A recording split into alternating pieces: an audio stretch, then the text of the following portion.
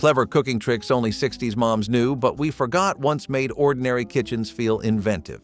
These cooking tricks stretched every can and carton to keep families full at dinner. How much of that resourceful wisdom have we quietly let slip away? Gelatin molded salads with hidden vegetables might sound unusual today, but in the 1960s, they were a clever way moms made sure no food went to waste. Boxes of flavored gelatin were cheap and endlessly versatile, and instead of just being used for dessert, they often became the centerpiece of family meals. Leftover peas, carrots, celery, or even shredded cabbage could be folded inside shimmering rings or layered molds to disguise them in a colorful, playful presentation. Kids who turned their noses up at boiled vegetables were much more likely to eat them when they were suspended in a fruity or savory gelatin creation. Some versions leaned sweet with canned fruit, while others leaned savory with mayonnaise or cottage cheese mixed in for texture. The molds themselves were part of the fun, shaped into rings or domes that looked festive on the dinner table. Moms knew that presentation mattered as much as flavor, and these creations turned scraps into something that felt almost special. It was thrift, creativity, and determination rolled into one, and though we might laugh at them today, they were once considered clever, modern, and a staple of 1960s kitchens. Canned pineapple upside-down cake became one of the most iconic desserts of the 1960s because it turned something affordable and shelf-stable into a dish that looked glamorous. Fresh fruit was expensive for many families, but canned pineapple rings offered an affordable alternative that still delivered sweetness and tropical flair. Moms arranged the golden slices in neat circles, added bright maraschino cherries in the middle, and poured cake batter over the top before baking. When flipped onto a platter, the caramelized pineapple and cherries created a show-stopping look that made the cake seem far fancier than it really was. It became a favorite for family gatherings, church suppers, and birthday celebrations because it was both economical and eye-catching. Children loved the sticky sweetness, while parents appreciated how easy it was to make using boxed cake mixes and pantry staples. The dish symbolized the 1960s trend of turning convenience foods into impressive centerpieces that still carried the warmth of homemade cooking. Moms knew that with a can of pineapple and a little creativity, they could serve something memorable without stretching the family budget too far. Stretching meatloaf with oatmeal was a trick that defined the frugal resourcefulness of 1960s kitchens. Ground beef was not always cheap, and feeding large families required a little ingenuity to make it go further. Moms discovered that stirring in rolled oats gave the mixture bulk, helping 1 pound of meat stretch into several hearty servings. The oats absorbed juices and flavors as the loaf baked, making the dish tender without watering it down. Kids rarely noticed the difference, especially when the loaf was topped with ketchup or tomato sauce that gave it familiar comfort. For many families, meatloaf night was a tradition, and the addition of oats made it affordable enough to keep that tradition alive week after week. It was not just about saving money. It was about preserving a sense of normalcy and abundance, even when budgets were tight. The trick was passed down through cookbooks and shared at neighborhood gatherings as a reliable way to make a meal feel complete without emptying the wallet. It remains a reminder that small substitutions can transform a single pound of meat into a dish that fed an entire table with pride. The boxed cake mix plus pudding trick was one of the clever shortcuts 1960s moms swore by to make store-bought mixes taste homemade. Boxed cakes were affordable and convenient, but they often lacked the richness of scratch baking. The solution was to stir a packet of instant pudding mix into the batter, which added moisture, depth, and a tender crumb that stayed soft for days. Chocolate cakes became richer, vanilla cakes more fragrant, and even fruit-flavored mixes seemed more indulgent. This little hack quickly spread by word of mouth and appeared in countless community cookbooks because it was simple, affordable, and guaranteed success. Kids loved the texture, dads praised the flavor, and moms were relieved that they could deliver bakery-quality cakes with little effort. It was the kind of trick that made every birthday party, potluck, or Sunday dessert feel just a bit more special without costing extra time or money. Even decades later, bakers still use this 1960s secret to give boxed cakes an upgrade, proof of just how clever and enduring the trick really was. Casseroles with crushed potato chips on top might sound indulgent, but they were really a thrifty invention of clever 1960s moms. Instead of throwing away the crumbs at the bottom of a snack bag, they sprinkled them over casseroles as a crunchy topping. The chips added flavor, texture, and a golden crust that made even the simplest casserole feel exciting. Popular with tuna, chicken, or vegetable bases, the crunchy topping transformed leftovers and pantry staples into something families looked forward to. It was also a way of stretching expensive ingredients by making casseroles the star of the meal rather than a side dish. The trick appealed to kids who loved the fun of finding chips baked into dinner and reassured parents who wanted nothing to go to waste. The casserole itself became a canvas for creativity, but it was the potato chip topping that made it memorable. Moms of the 1960s proved that even the last crumbs from a snack bag could turn a basic family meal into comfort food with a touch of flair. Bologna boat sandwiches were a playful invention that brought a little fun to lunchboxes and after-school snacks. Bologna was inexpensive and widely available, so moms looked for new ways to keep it interesting. By slicing a round of bologna and curving the edges, they created little cups or boats that could be filled with cheese, relish, or chopped vegetables. The result was a small, filling bite that felt more exciting than a plain sandwich. Kids loved the novelty of eating food shaped like boats, and moms appreciated that it was cheap, quick, and easy to prepare in batches. These little creations showed how 1960s moms understood the power of presentation in making ordinary ingredients feel special. They stretched lunches without adding cost and turned humble bologna into something memorable. Though they have disappeared from most tables today, they stand as a reminder that sometimes the cleverest kitchen tricks were also the simplest, making mealtimes just a bit more fun during a decade when families still gathered around the table every day. Tang as a breakfast staple was one of the most memorable 1960s tricks for families looking for an affordable way to brighten the morning. Fresh orange juice was expensive and often impractical to keep in the refrigerator, but Tang offered an instant alternative in powdered form. With just a spoonful of powder and water, moms could serve a bright, sweet drink that felt modern and fun. It promised vitamins, energy, and a futuristic touch thanks to its association with astronauts, which made kids love it even more. Parents liked it because it saved money and time, offering the illusion of a wholesome breakfast beverage without the high cost of fresh juice. Tang became part of morning routines across the country, a symbol of the way convenience foods reshaped family life in the 1960s. For many, it was not just a drink, but a memory of rushing out the door for school with something sweet in hand. It was clever marketing and cleverer parenting rolled together, and it remains one of the most iconic examples of 1960s breakfast ingenuity. Homemade TV dinner trays were a clever 1960s trick that let families enjoy the novelty of frozen meals without buying expensive store-bought versions. Moms used foil pans to portion leftovers into single servings, freezing them so they could be reheated later. This not only reduced food waste but also gave busy families quick meals ready for hectic nights. Before microwaves were common, these trays were reheated in the oven, making dinner convenient and organized. For kids, it felt special to have their own individual tray with compartments just like the TV dinners advertised on television. Parents appreciated the savings, since making their own trays cost far less than buying prepackaged meals. It was also a way to stretch Sunday roasts or large batches of stew into multiple dinners during the week. Homemade TV dinners reflected the spirit of the decade, balancing modern convenience with frugal practicality. They stand as an example of how 1960s moms used resourcefulness to give their families the best of both worlds. Cabbage-stretching ground beef dinners was a trick that spoke directly to the frugal heart of 1960s households. When a pound of beef was not enough to feed everyone, chopped cabbage was mixed into bulk-up dishes like skillet suppers, casseroles, or even soups. The cabbage softened as it cooked, soaking up flavor from the meat and seasonings, creating a dish that tasted heartier than it really was. This approach let moms serve generous portions while keeping grocery bills under control. It also provided extra nutrition, sneaking vegetables into meals that might otherwise have been light on greens. For kids, it often went unnoticed among the sauce and beef, while parents saw it as a clever way to make a single pound of meat stretch across an entire family dinner.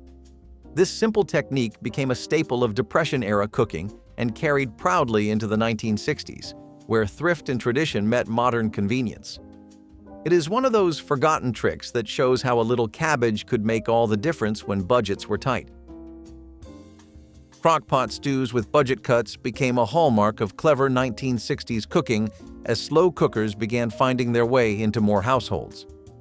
Tougher cuts of meat that were cheaper at the butcher could be transformed into tender, flavorful meals after hours of slow simmering.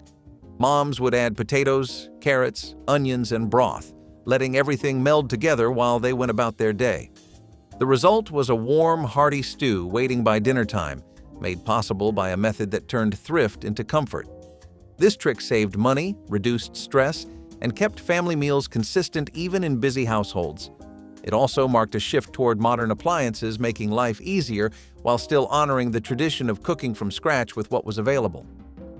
Kids loved coming home to the smell of a crock-pot meal filling the house, and parents appreciated how far it stretched the grocery budget.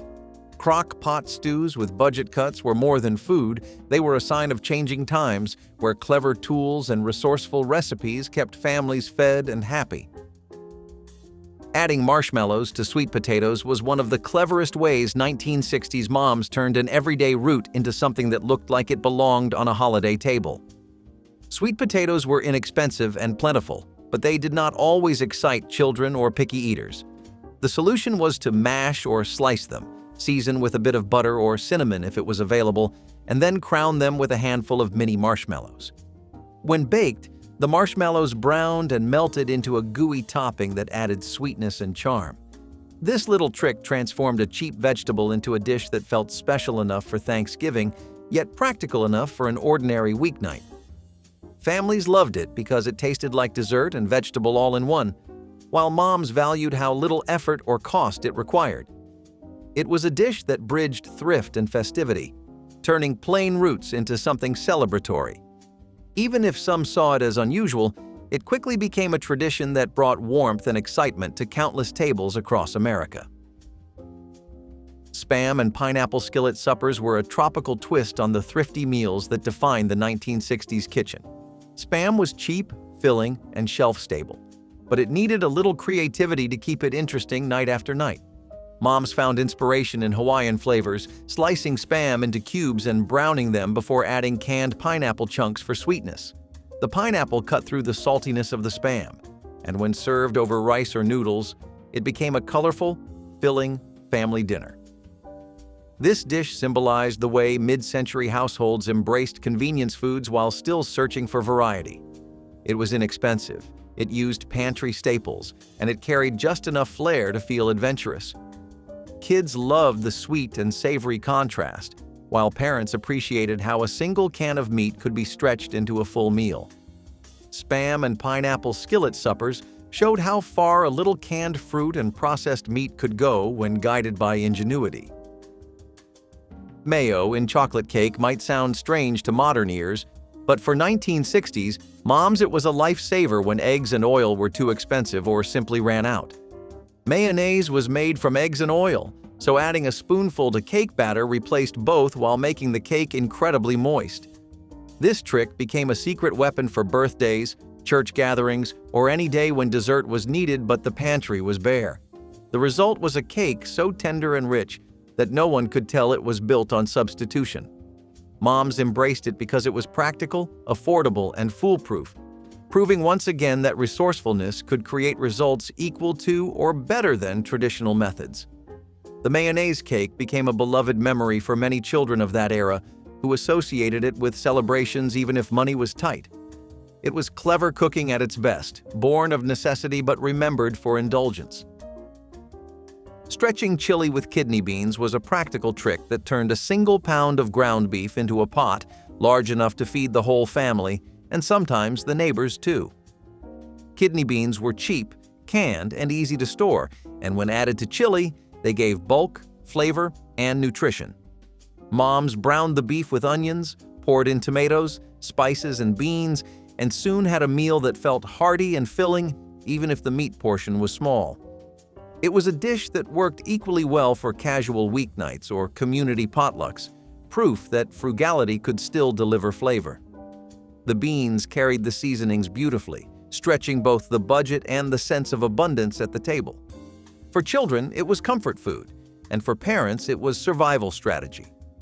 Stretching chili with kidney beans was a simple yet ingenious trick that showed how every can could double the impact of precious ingredients.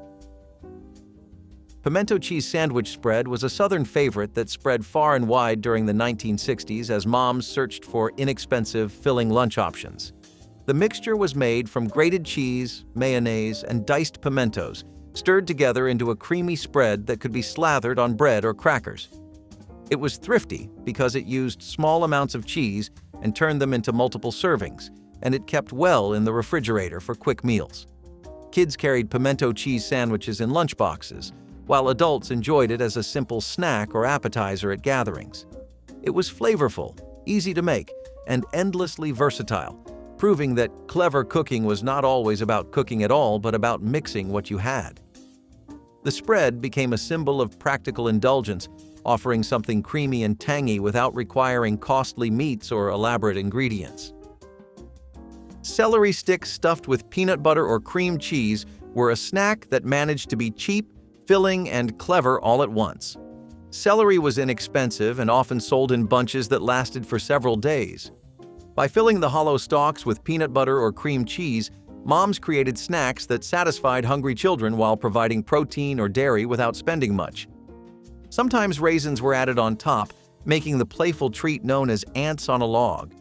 It worked equally well for after-school snacks or party trays, where it doubled as a simple appetizer. The beauty of the trick was its speed and thrift, giving moms a way to use vegetables that might otherwise wilt in the refrigerator while also sneaking in a little nutrition. It became one of those small but memorable bites that defined the era's ingenuity, proving that presentation and practicality could meet in one crunchy, creamy snack. Frozen vegetable medleys and casseroles were a staple of 1960s kitchens as moms leaned on convenience without giving up the appearance of hearty, home-cooked meals. Bags of frozen peas, carrots, and green beans were affordable, stored easily, and required no peeling or chopping, which saved precious time. When stirred into casseroles, they added both volume and color, transforming even simple dishes into something that looked plentiful. This clever trick made it easy to feed larger families without relying solely on expensive fresh produce or meat. It was also a way of adding nutrition without much effort, something every busy mom appreciated. Frozen vegetable medleys quickly became a dependable pantry item, used not only in casseroles but also in soups and skillet meals. They reflected the shift toward modern convenience foods while still carrying the values of thrift and practicality. For many, the sight of bright green peas and orange carrots peeking out from a bubbling casserole is a nostalgic memory of comfort and home. Instant mashed potato magic was one of the most useful kitchen tricks of the 1960s, turning powdered flakes into more than just a side dish. Moms discovered that instant potatoes could thicken soups, stews, and gravies, giving meals extra body without requiring flour or cream. They could also be used as a base for croquettes or patties, stretching leftovers into entirely new dishes. As a side, they were quick, affordable, and surprisingly comforting when dressed up with butter or milk. The convenience of instant potatoes fit perfectly into the rhythm of busy households, where time was short but expectations for hearty meals remained high. This clever use of a modern product showed how 1960s kitchens balanced tradition with innovation. Even if some considered them a shortcut, they became a symbol of practicality and adaptability. Instant mashed potatoes were proof that even powdered food could be turned into comfort when guided by creativity. Cool Whip desserts were another revelation of the 1960s, offering moms a way to create no-bake sweets that felt indulgent but required almost no effort. The frozen whipped topping could be folded into puddings, layered with fruit, or spread over pies to create airy, creamy desserts. It was inexpensive, kept well in the freezer, and opened the door to countless variations, making it an instant hit in households across America. Kids loved the light sweetness, while adults admired the ease of preparation. Cool Whip allowed families to have dessert on ordinary weeknights without the time or cost of elaborate baking. It became one of those clever staples that defined the decade, bridging the gap between modern convenience and the timeless desire for something sweet. Its versatility made it an essential tool in 1960s kitchens, ensuring that no family gathering lacked a touch of sweetness. Vienna sausages wrapped in crescent dough were one of the era's most popular party tricks, combining frugality with fun. Crescent roll dough came in refrigerated tubes that made baking simple, while canned Vienna sausages were inexpensive and easy to keep on hand. Moms wrapped small sausages in triangles of dough, baked them until golden, and served them as appetizers that looked festive without requiring much money or time. These bite-sized treats felt indulgent at potlucks or parties, giving the illusion of abundance even when budgets were thin. Kids loved them because they were playful finger food, and adults appreciated them as a clever way to make canned meat feel special. They showed how presentation could elevate even the humblest ingredients, turning ordinary pantry staples into something worthy of celebration. Vienna sausages wrapped in crescent dough remain a nostalgic reminder of how 1960s moms brought joy and ingenuity to their kitchens, even when resources were limited. Baking with condensed milk was one of the most useful tricks in 1960s kitchens because it allowed moms to combine the sweetness of sugar and the richness of cream in a single can.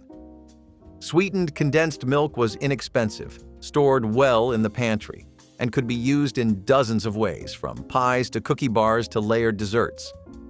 Families often relied on it when fresh dairy or sugar was too costly or not available, and it became a dependable base for treats that tasted far more indulgent than their frugal ingredients suggested. Moms loved it because it simplified recipes, shortened preparation time, and always produced dependable results. Kids loved it because everything it touched seemed to taste sweeter, creamier, and more comforting. Whether poured over fruit, baked into bars, or stirred into puddings, condensed milk was a multi-purpose staple that stretched budgets and still delivered flavor. It was another example of how clever cooking turned convenience products into cornerstones of family traditions that lasted well beyond the decade. Stretching pancake batter with applesauce was a clever way to feed more mouths without needing extra flour, milk, or eggs. Applesauce was inexpensive, often sold in large jars, and added both sweetness and moisture that made pancakes fluffier. Mom stirred a scoop into the batter, which not only stretched the yield but also created a tender texture that families loved. It was a subtle trick that transformed a small batch of ingredients into enough pancakes to fill the breakfast table. Kids thought they were simply getting a new flavor, but parents knew it was a budget-friendly hack that kept everyone satisfied without requiring another trip to the store. Sometimes cinnamon or nutmeg was added for extra flair, giving the pancakes a warmth that felt comforting. This method also worked for waffles or quick breads, proving its versatility. It became a go-to trick for mornings when groceries were running low, but family appetites were high. Hamburger helper beginnings started long before the boxed version appeared on store shelves. Moms in the 1960s were already mixing ground beef with pasta, canned tomatoes, and seasonings to create one-pot meals that stretched a small amount of meat across the entire family. It was inexpensive, filling, and customizable depending on what was in the pantry. Cheese might be added for creaminess or leftover vegetables thrown in to bulk up the meal. These dishes were quick, practical, and comforting, which made them perfect for busy weeknights. For many households, they were lifesavers, providing variety without draining the budget. When the boxed hamburger helper finally arrived in the early 1970s, it simply packaged what moms had already been doing for years. The brand marketed convenience, but the roots of the idea came straight from kitchens where resourceful cooking had already turned thrift into tradition. Using crushed cornflakes as coating was a frugal yet clever solution that gave fried foods a golden crust without needing expensive breadcrumbs. Cornflakes were often on hand for breakfast, and when crushed, they became the perfect substitute for coating chicken, pork chops, or even vegetables. The flakes crisped beautifully when fried or baked, creating a crunchy texture that made meals feel indulgent. Moms appreciated that it saved money, reduced waste, and still delivered flavor and appeal. Kids loved the extra crunch, which turned ordinary dinners into something exciting. Sometimes seasonings or Parmesan cheese were added to the crushed flakes for variety. But the basic trick worked on its own. It was one of those small hacks that elevated everyday meals into something memorable, showing how creativity could turn a cereal box into the foundation of dinner. Homemade popsicles from Kool-Aid were a joyful treat in 1960s homes because they were cheap, cheerful, and easy to make. Moms poured prepared Kool-Aid into ice cube trays or molds, stuck toothpicks or sticks inside, and froze them into colorful desserts. Kids loved them because they tasted sweet and came in bright flavors, and parents loved them because they cost pennies compared to store-bought popsicles. They were perfect for hot summer afternoons, after-school snacks, or backyard gatherings when families needed something fun on a budget. Moms found endless ways to experiment with them, sometimes layering different flavors or mixing in bits of fruit. The sight of a freezer filled with homemade popsicles was a reminder of how simple pleasures carried so much value. This clever trick gave children the thrill of a frozen treat while keeping family spending under control, making it one of the most beloved kitchen hacks of the decade. Stuffed green peppers with rice and tomato sauce were a clever way to make a little beef go a long way.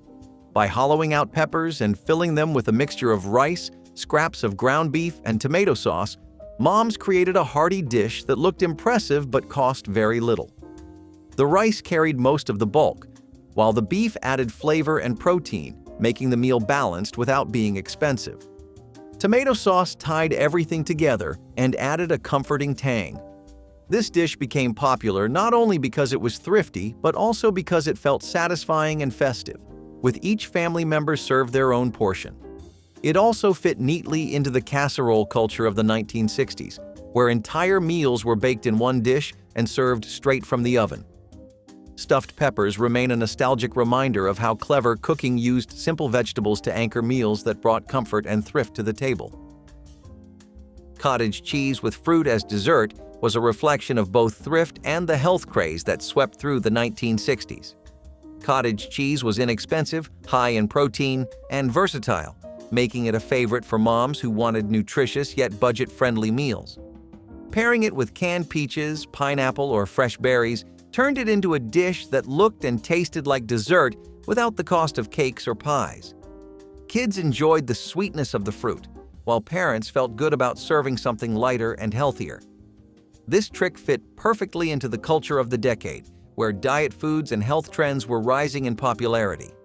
It was quick, affordable, and practical, proving that desserts did not always have to be elaborate to be satisfying.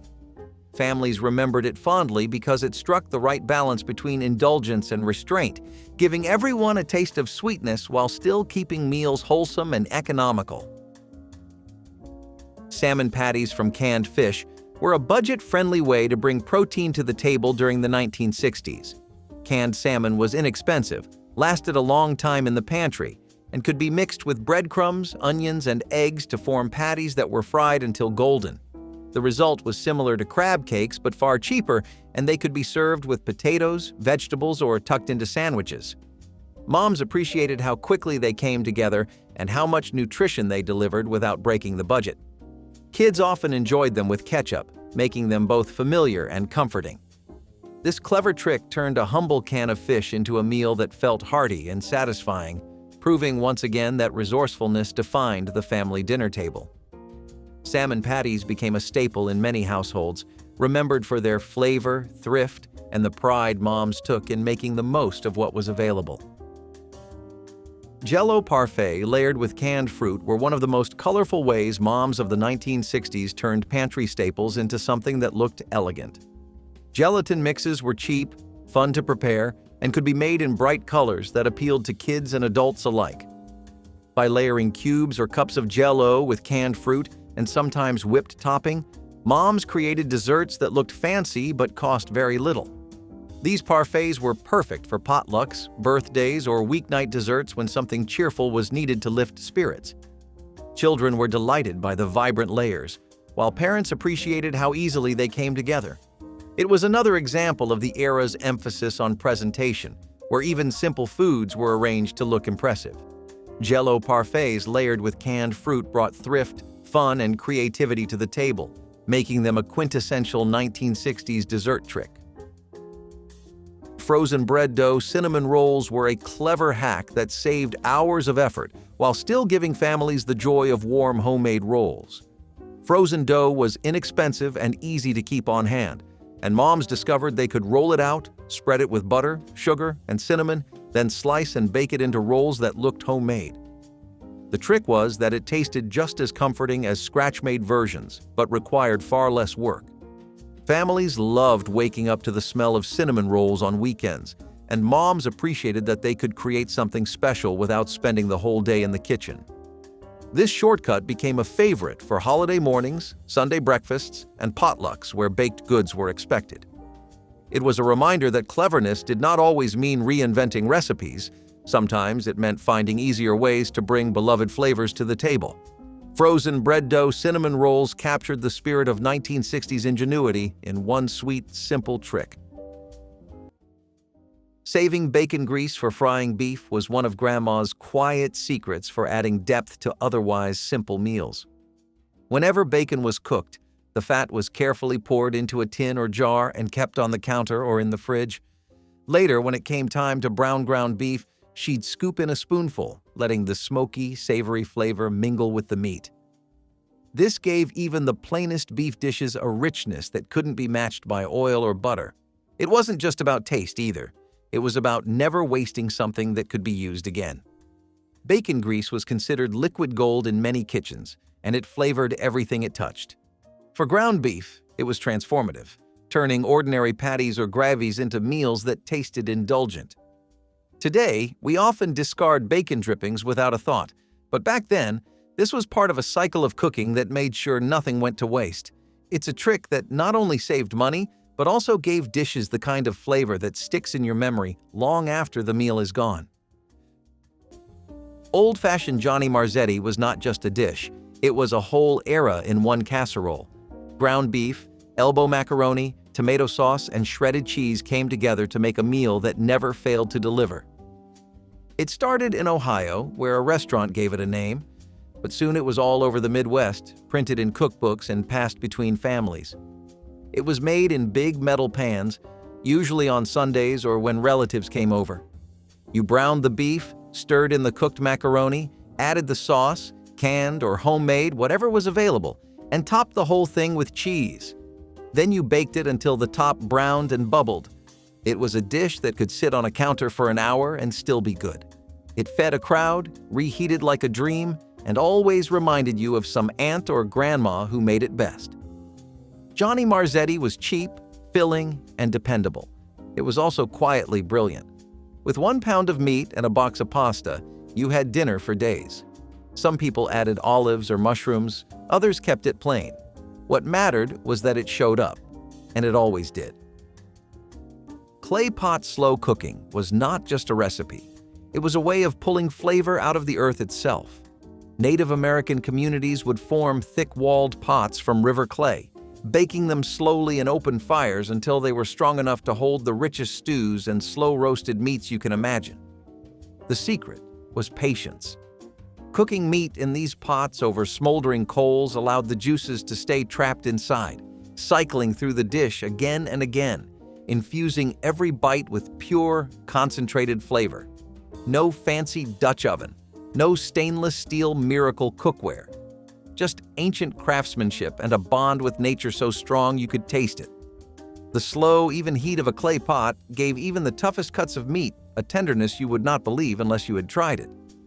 In a world before timers and thermostats, this was real mastery. And the taste? It was as close to magic as food can get. But clay was not the only tool they used to summon incredible flavors. Sometimes, the real secret was hidden in something even lighter than air, something that grew tall all around them: corn husks. Clay pot slow cooking was not just a recipe. It was a way of pulling flavor out of the earth itself. Native American communities would form thick-walled pots from river clay, baking them slowly in open fires until they were strong enough to hold the richest stews and slow-roasted meats you can imagine. The secret was patience. Cooking meat in these pots over smoldering coals allowed the juices to stay trapped inside, cycling through the dish again and again, infusing every bite with pure, concentrated flavor.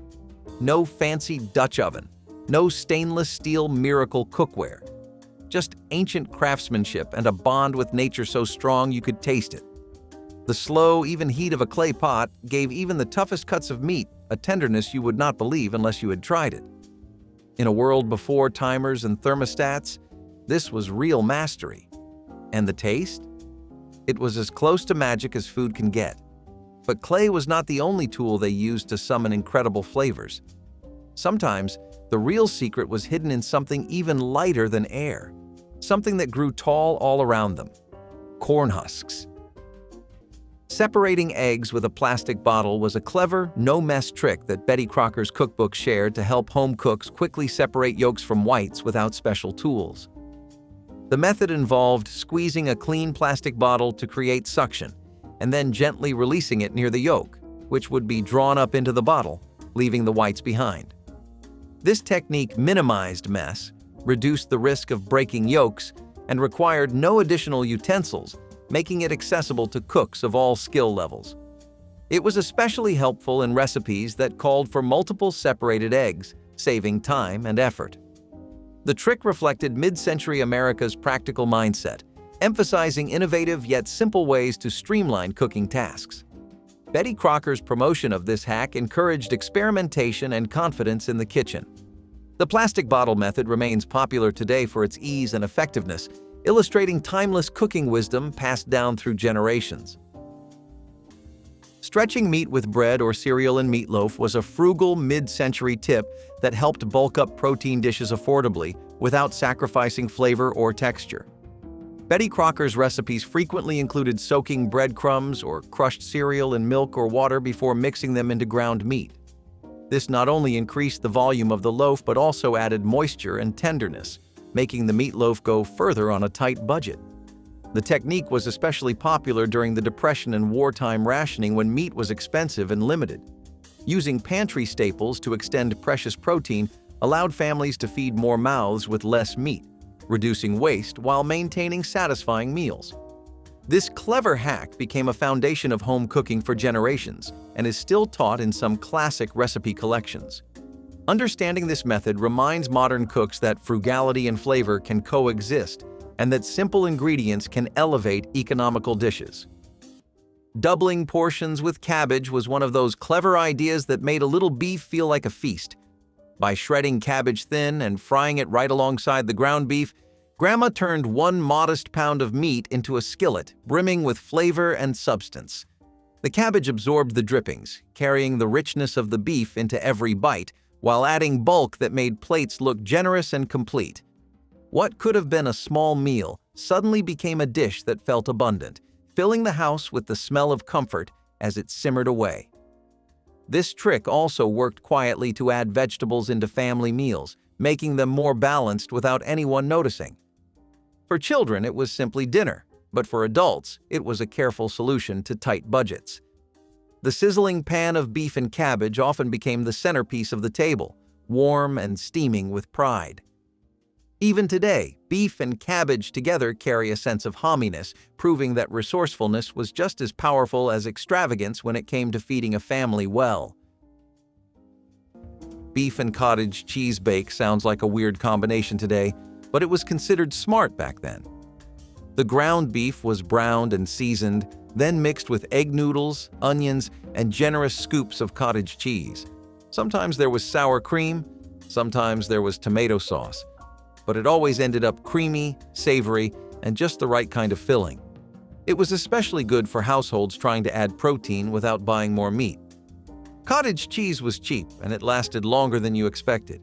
This was a casserole that blended dairy and meat in a way that was not fancy but worked. It came out of the oven bubbling, with a top that browned slightly and a center that held together like lasagna without the effort. You could serve it straight from the pan, and it held heat like a dream. Some versions added peas or bell peppers for color, others stayed pure and beige and soft. Either way, it filled the belly and made people happy. In a time when families were cutting coupons and stretching paychecks, this was a dinner you could count on. Simple, practical, and more delicious than it had any right to be. Deer fat candles were one of the most imaginative and resourceful ways Native American cooks kept their meats tender and richly flavored over long, slow roasts. After rendering down the fat from deer or elk, they would form simple candles, which were set up to drip slowly over roasting meat on open spits or stone racks. As the fat melted, it would baste the meat continuously, keeping it moist, savory, and infused with a deep, wild flavor that no bottled sauce or glaze could ever match. This technique did not just make the food taste better, it helped preserve it longer, coating the meat with protective fat layers that held in moisture and kept bacteria at bay. But when it came to baking bread, native cooks had another kind of magic altogether, capturing the very air itself to make dough rise without a single packet of yeast. The trick of smoking corn husks for deep, sweet flavor might sound simple today, but it was revolutionary in the world of ancient cooking. Corn was life to many native communities, not just a crop, but a living gift. Every part of it was precious, especially the husks. By soaking them lightly and laying them over hot coals or wrapping food inside them, cooks could infuse whatever they were making with a smoky, sweet richness that no wood or spice could ever truly replace. Smoking corn husks became a way to turn plain dishes into something sacred, layering that faint sweetness into meats, vegetables, even simple bread. It was an invisible ingredient, a secret handshake between the land and the plate. Today, a few high-end restaurants still use this trick, usually without telling you, because the result feels so natural, so impossibly rich, that diners are left wondering what kind of sorcery they have just eaten. But corn was not the only plant they turned to for hidden flavor and power. If you knew where to look, even the tallest pine trees offered a secret recipe for survival. Using gelatin to stabilize whipped cream was a secret weapon in Betty Crocker's cookbooks for home cooks who wanted their desserts to look perfect longer. This trick involved adding a small amount of dissolved gelatin to freshly whipped cream, helping it hold its shape without collapsing or melting quickly. The result was a firmer, more stable whipped topping that maintained its fluffy texture on cakes, pies, and other desserts during serving. This was especially valuable for celebrations or gatherings where presentation mattered and desserts needed to last. The method gave home bakers a professional edge, allowing them to serve show-stopping dishes with confidence. It also minimized the frustration of whipped cream melting too fast in warm environments. Betty Crocker's inclusion of this tip reflected the growing sophistication in home baking and the importance placed on aesthetics.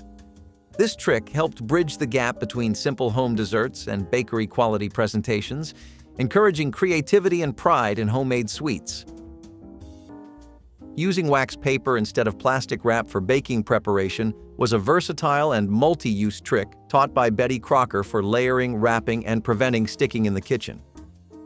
Before plastic wrap became common, cooks used wax paper to separate dough layers, line pans, and cover foods during preparation. Its non-stick surface made it ideal for rolling out pastry or chocolate-covered treats without mess. Wax paper also helped preserve freshness when wrapping baked goods or sandwiches. This practical substitution reflected a time when synthetic plastics were not yet widely accessible or affordable. Its ability to keep ingredients separated and clean while allowing some breathability was invaluable in managing kitchen workflows. Though modern cooks often default to plastic wrap, revisiting wax paper offers a sustainable and effective alternative that echoes classic cooking methods. It also provides a tactile and nostalgic connection to mid-century kitchens where resourcefulness was key. Pre-browning beef before casseroles was one of those small steps that changed the entire character of a dish. Grandma knew that tossing raw beef straight into a bake would leave it greasy, uneven, and heavy.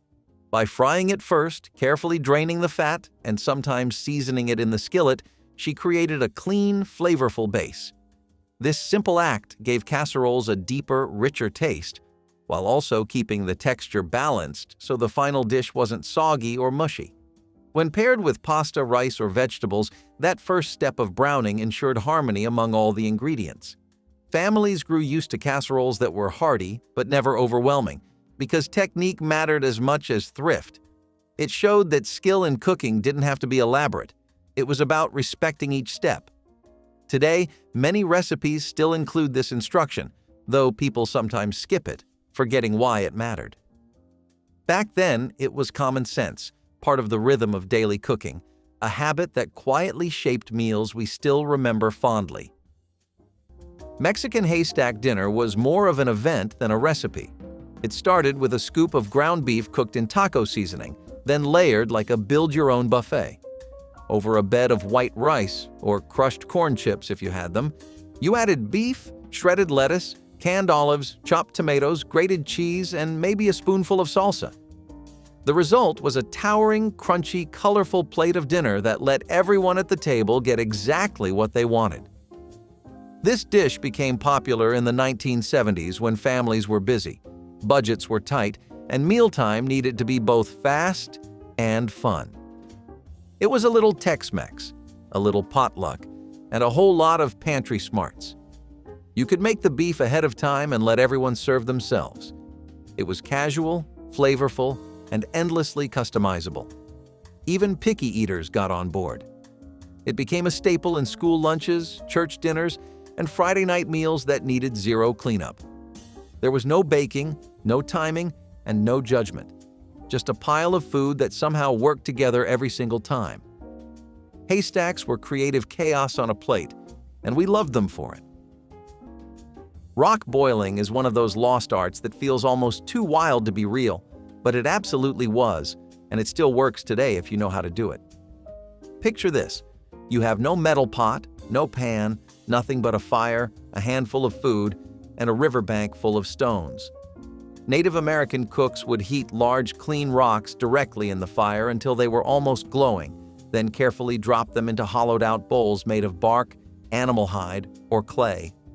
The heat from the stones would bring the water to a bubbling boil almost instantly, allowing them to cook stews, boil roots, or even prepare medicinal teas without ever burning the vessel. It was a skill that could mean the difference between an empty belly and a full one. And it was not just functional. It gave the food a subtle mineral richness you cannot replicate any other way. Today, rock boiling feels almost mythical, a forgotten page from a cookbook written by the earth itself.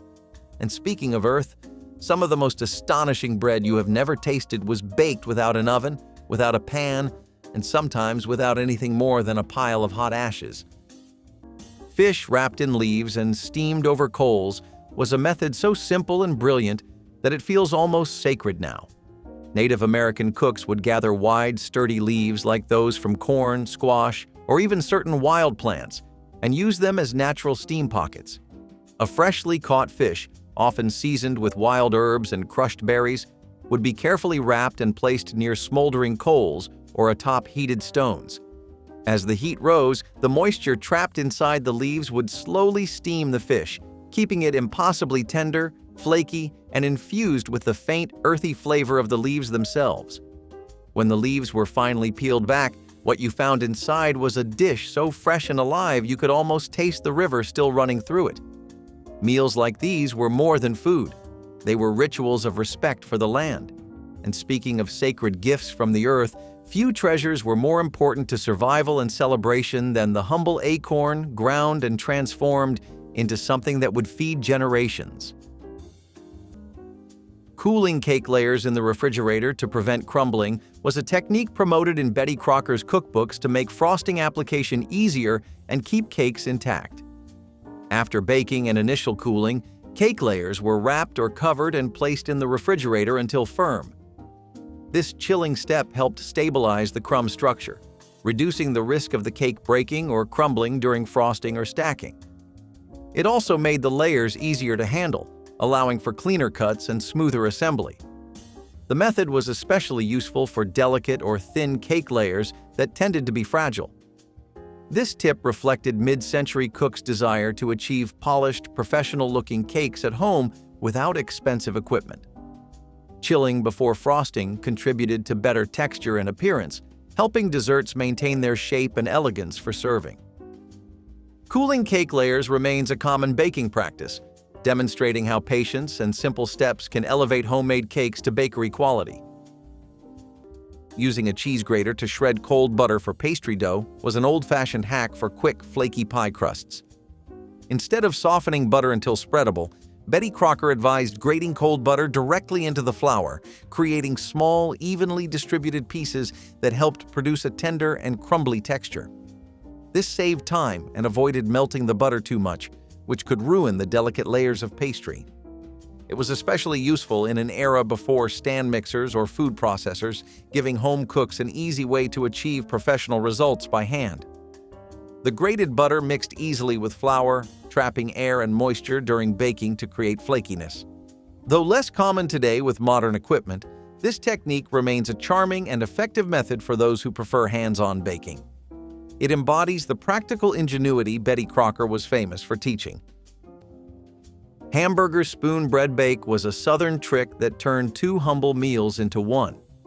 You seasoned ground beef, poured cornbread batter over it, and baked it until it puffed and browned. The meat stayed juicy, the cornbread caught the drippings, and every bite was soft and satisfying. You served it with a spoon, never sliced. That was the charm. It was food for people who had worked all day and just wanted something warm. It was often made with leftover cornbread or box mix, paired with beef fried with onions and maybe some paprika or chili powder. Cheese? Sometimes. Vegetables? If they were around. It depended on what was in the pantry and who was coming over. Spoon bread bake was loved in small towns where casseroles mattered, and feeding more people with less was a way of life. It might not look like much, but it was as filling as a second helping of love.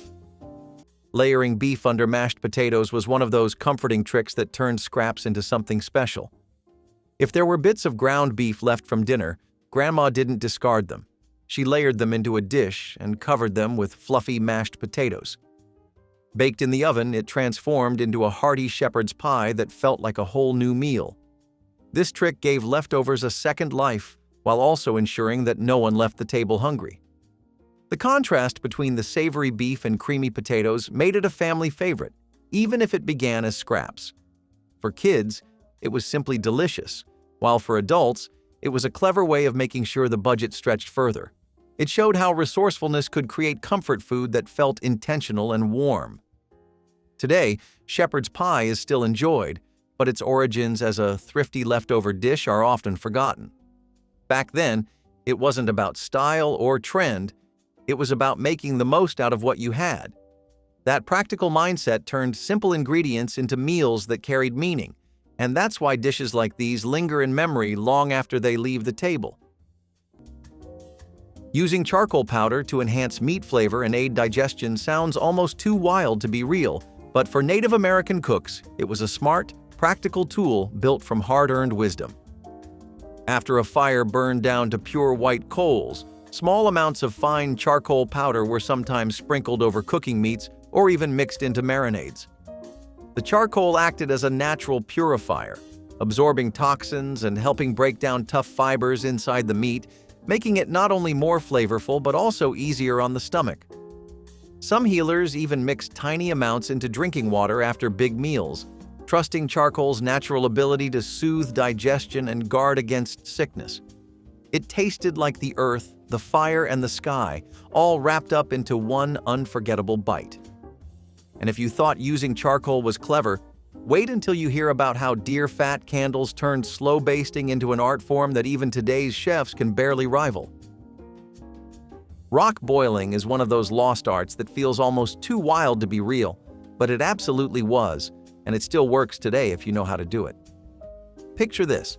You have no metal pot, no pan, nothing but a fire, a handful of food, and a riverbank full of stones.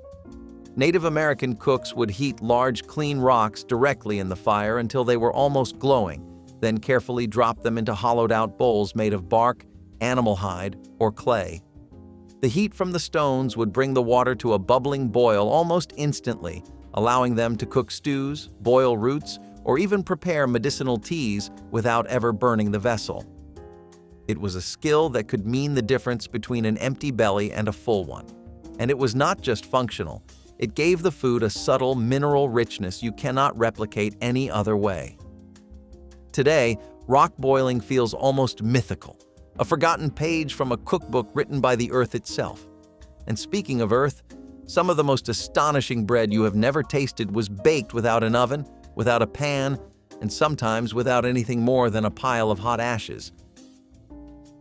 Using a pastry blender for quick biscuit dough mixing was a time-saving technique recommended in Betty Crocker's cookbooks to achieve tender, flaky biscuits with ease. The tool helped cut cold butter or shortening into flour quickly and evenly, creating small, fat pockets essential for flaky layers in the baked biscuit. Using a pastry blender reduced the effort and mess compared to mixing by hand or with forks, making the process more efficient and accessible. This method was favored in mid-century kitchens where homemade biscuits were a breakfast staple or accompaniment to meals. Betty Crocker's inclusion of this tool in her cookbooks reflected the growing availability of specialized kitchen gadgets designed to simplify cooking tasks. The pastry blender helped home bakers achieve consistent biscuit textures, elevating everyday baking. This technique remains a fundamental tip for anyone wanting perfectly flaky biscuits without hassle. Freezing leftover milk in ice cube trays for coffee or baking was a neat storage trick rarely seen today but cherished in vintage kitchens. Rather than wasting unused milk or cream, home cooks poured the extra liquid into ice cube trays and froze it into convenient single-use portions. These cubes could then be popped directly into coffee, hot chocolate, or recipes calling for small amounts of milk without the need to thaw a whole container. Betty Crocker's advice encouraged this practice as a way to reduce spoilage and stretch dairy products, which were often rationed or costly. The trick saved money and prevented the hassle of discarding spoiled milk. Although contemporary refrigeration and packaging make this less common, freezing milk in cubes remains a smart solution for anyone looking to cut waste and have precise portions ready at a moment's notice. It is a testament to simple but effective kitchen resourcefulness. Using rice as a filler was one of the oldest and most dependable tricks for making ground beef go further. Grandma could take a single pound of beef and, with the addition of rice, stretch it into a whole pot of hearty food that filled every plate. Sometimes she used cooked rice, folding it in to bulk up casseroles and stews, while other times she used raw rice, letting it absorb juices as it cooked right alongside the beef. This was how porcupine meatballs became a household favorite, fluffy grains poking out from tender beef in a tomato-based sauce. It wasn't just about thrift, though. Rice added body, absorbed flavors beautifully, and made each bite feel substantial. In times when budgets were tight, this clever trick allowed families to keep eating beef dishes without breaking the bank. It was practical, resourceful, and tasted so good that no one felt they were missing out. Even now, the combination of beef and rice has a homey, comforting feel to it, reminding us of tables where nothing was wasted and meals always seemed to stretch just far enough to feed everyone gathered. Cabbage and beef layer bake was what happened when stuffed cabbage rolls felt like too much effort. Instead of rolling individual leaves, you just chopped the cabbage, browned the beef, and layered everything like a lazy lasagna. Then you poured over tomato sauce and baked it until the whole thing melted into itself. It was tangy, savory, and just the right amount of messy. The breadcrumbs on top gave it crunch, while the cabbage softened underneath like a blanket. This was old country cooking, without the fuss. You could stretch 1 pound of ground beef with half a head of cabbage and still feed 6 people. No special tools, no exotic spices, just tomato, meat, cabbage, and thyme. This bake was especially popular in towns with strong Polish or Russian immigrant roots. It showed up at potlucks, family gatherings, and Tuesday night dinners that needed to be warm and reliable. Sometimes it had rice mixed in, sometimes it had cheese. Either way, it filled the house with a smell that felt like home. You did not need to plate it pretty, just scoop it, serve it, and eat. How native chefs made instant trail mix with dried berries and nuts is a perfect example of simple genius meeting real-world survival. Long before colorful packages lined grocery store shelves, Native American communities were gathering handfuls of nature's purest energy foods, drying them carefully under the sun, and combining them into powerful portable meals. Wild berries like chokecherry, elderberry, and wild strawberries were prized for their tartness and nutrition, while nuts like acorns, walnuts, and pine nuts packed a heavy punch of fat and protein. Some tribes even added roasted seeds, puffed grains, or strips of dried meat for extra stamina. The goal was not just taste, but endurance. It was survival in your pocket, designed by thousands of years of knowledge. And while they packed sweetness and strength into every bite, when it came to seasoning savory meals, native chefs turned to another source altogether: wild plants that turned every piece of meat into pure wilderness flavor. Which clever trick would your 60s mom have sworn by? Drop it in the comments. Give this video a like and subscribe for more forgotten kitchen magic.